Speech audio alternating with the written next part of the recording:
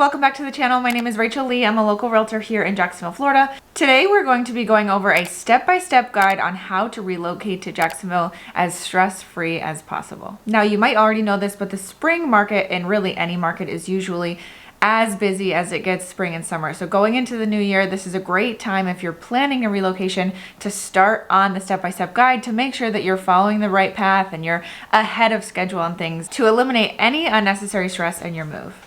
So step number one is going to be to plan your move early. As with anything in life, if you plan ahead, usually you eliminate any unnecessary stress or avoidable stress ahead of time. With relocation, this is especially important, so we would say at least 3 months out, but put together a realistic timeline for your move.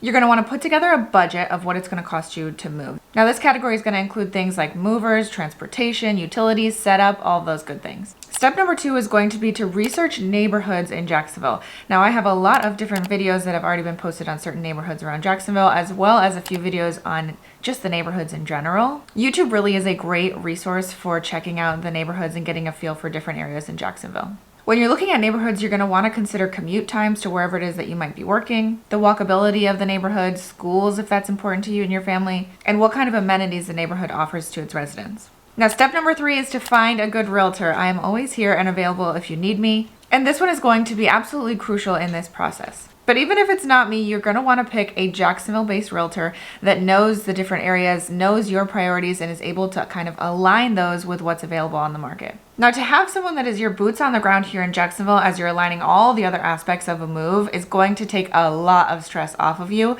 and they're going to be able to give you insights that you wouldn't otherwise find on neighborhoods, prices, negotiations, and things like that. Step number four is going to be securing your housing. So if you're buying, you're going to want to go ahead and get a pre-approval. Your realtor will be able to connect you with a lender to help you with this. And if you're renting, the market here in Jacksonville for renters is quite competitive. So you'll want to make sure that you secure a place early on in your search. Number five is going to be everyone's favorite. That is organize and declutter your personal belongings. Donate, sell, or toss old items you don't need. You don't want to be paying to drag these items all the way to Jacksonville with you, so just go through and purge it now. Now the organized part of that is going to be packing strategically. Make sure you're labeling each box with what room that it should go to when you get here to Jacksonville. This will eliminate a lot of stress on that side as well. You're not going to be digging through boxes and having no idea where most of your belongings are when you need them, which also is a good point to leave essentials out so that way they don't get packed into a box that you won't find for a few weeks and you have them handy at the top surface level of all of your stuff. Now we actually have a great system that we use that was passed down to me from my parents. We get a whole stack of different colors of craft paper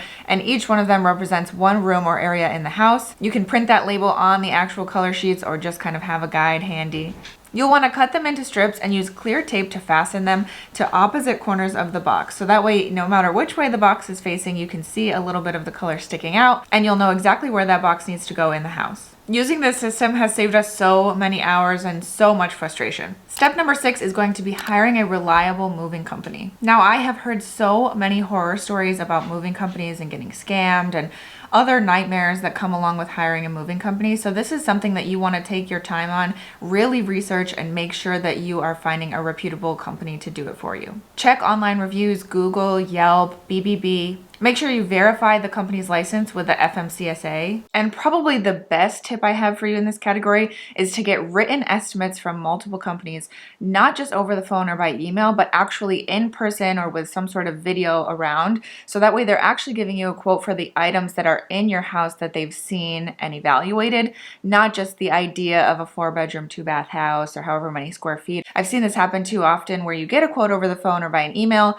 and then they show up and they jack the price up because you have more items than they expected you to. This is really a classic scam for the moving industry, so this is one way to avoid that. Make sure you have the quotes in writing and that they've seen your actual belongings in your house. Now, of course, make sure you're reading any contracts that they give you and avoid large upfront deposits. Reputable moving companies usually ask for payment after delivery without requiring any huge deposits up front. Sometimes a smaller deposit will be held, something like that, but any large amount of money required up front should be considered a red flag. Other red flags to look out for here are going to be no physical address, no solid online presence, like a website or social media, and unmarked or unlabeled trucks. All of these things scream bad news and you should run in the opposite direction. Step 7 is to handle all of the logistics of the move. You're going to want to update your address in all your accounts with the USPS, your bank, credit card companies, and any subscriptions that you have. In this step, you'll be transferring utilities, making sure everything's going to be turned on when you get here. And don't forget to check in with the Florida DMV to get all of your driver's license and registration switched over. Step 8 is to learn more about Jacksonville, get familiar with the neighborhood that you're going to be moving to,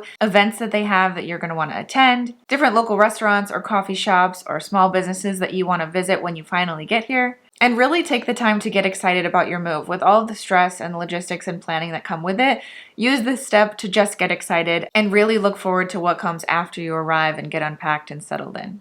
Step 9 is to plan your final arrival in Jacksonville. Make sure you schedule time to unpack and settle in without feeling rushed. If you have to go into work, make sure you give yourself at least 2 weeks to get unpacked and get settled, if at all possible. Step 10, our final step, is to enjoy Jacksonville. You finally made it through all of the logistics, you're settled in your new home, and now you can go out and enjoy Jacksonville, enjoy your new community, get involved, join social groups, enjoy the beach, anything. You have so much Jacksonville to explore. Now, if you need help choosing a neighborhood or finding a house, or you're just looking for a local realtor here in Jacksonville, my contact information will be here on the screen as well as down below in the description, so you can reach out and we can help you on any of your relocation needs to Jacksonville. See you in the next video.